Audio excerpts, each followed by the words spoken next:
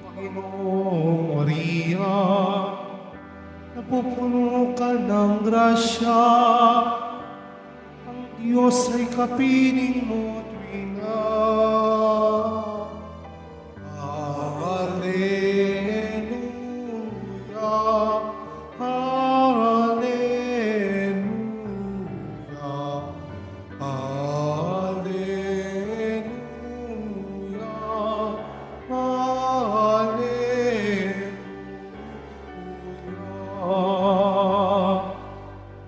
Sumainyo ang Panginoon. At sumaiyo rin. Ang mabuting balita ng Panginoon ayon kay San Lucas. Papuri sa iyo, Panginoon.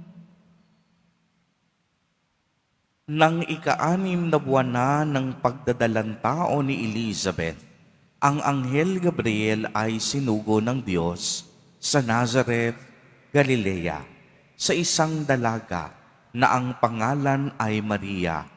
Siya'y nakatakdang ikasal kay Jose, isang lalaki buhat sa lipi ni Haring David.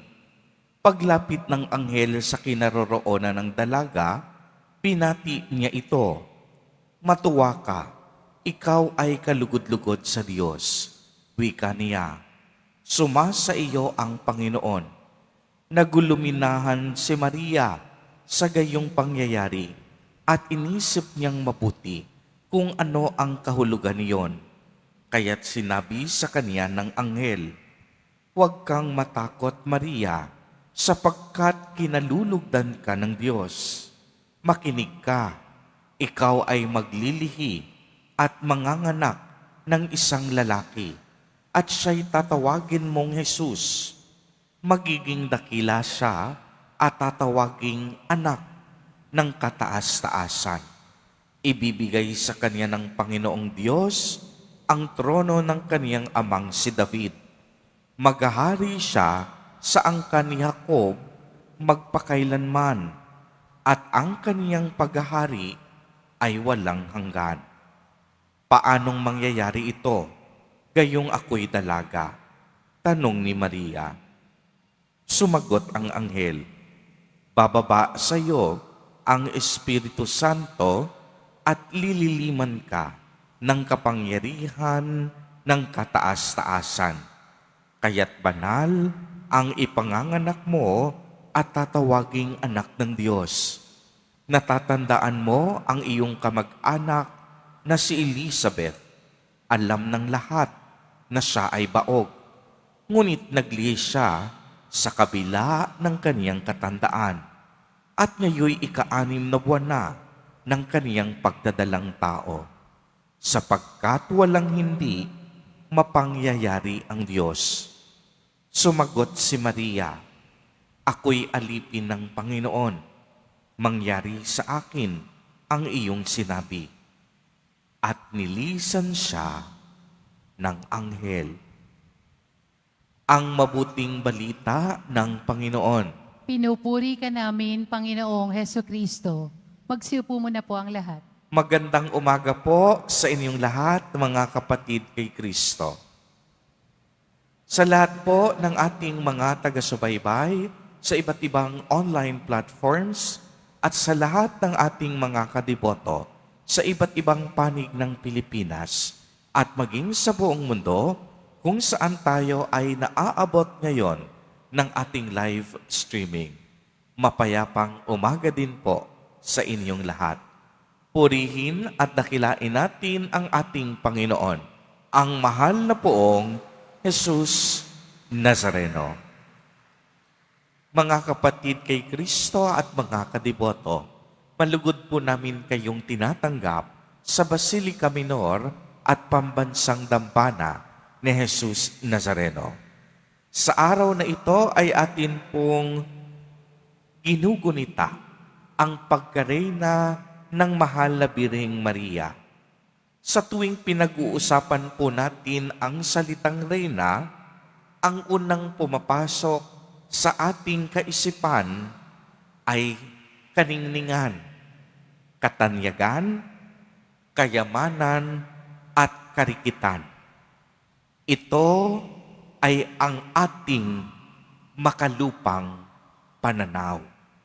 Subalit alam po ninyo, ang pagkareyna ng mahal na Birheng Maria ay hindi base sa makareynang pamantayan ng tao, sapagkat ang kaniyang pagiging reyna nakabase una't higit sa lahat sa biyaya at pagpapala ng Diyos.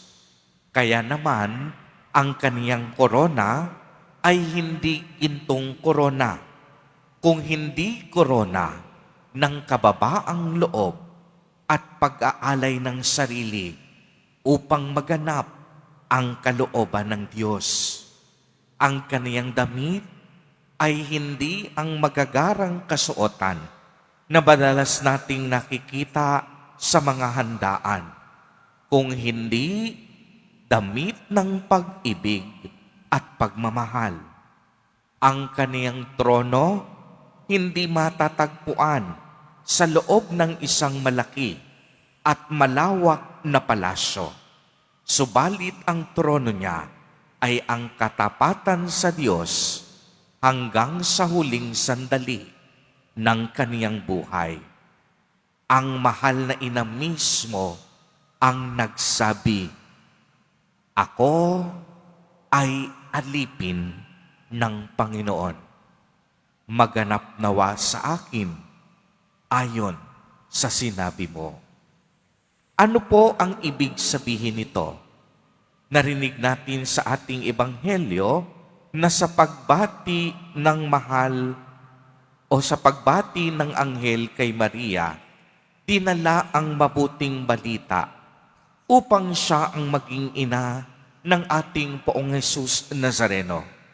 At si Maria hindi nagdalawang isip upang sundin ang kalooban ng Diyos.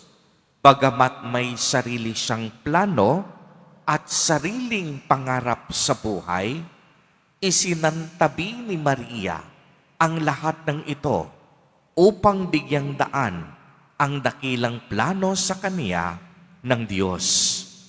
Kagaya rin ni Maria, sigurado ako, marami din tayong plano at pangarap sa ating buhay para sa ating mga pamilya at para sa ating mga sarili.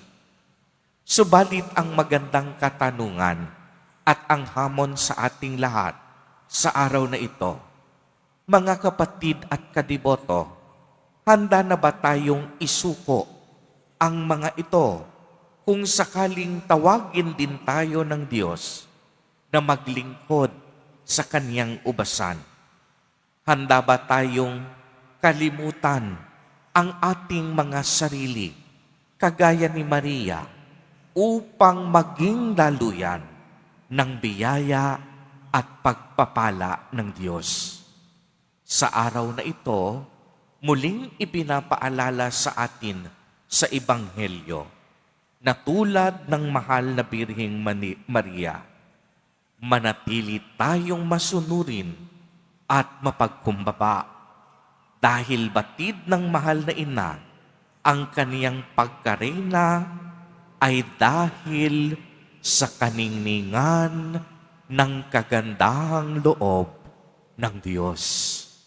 Uulitin ko po, mga kapatid kay Kristo, sapagkat ito'y napakahalaga.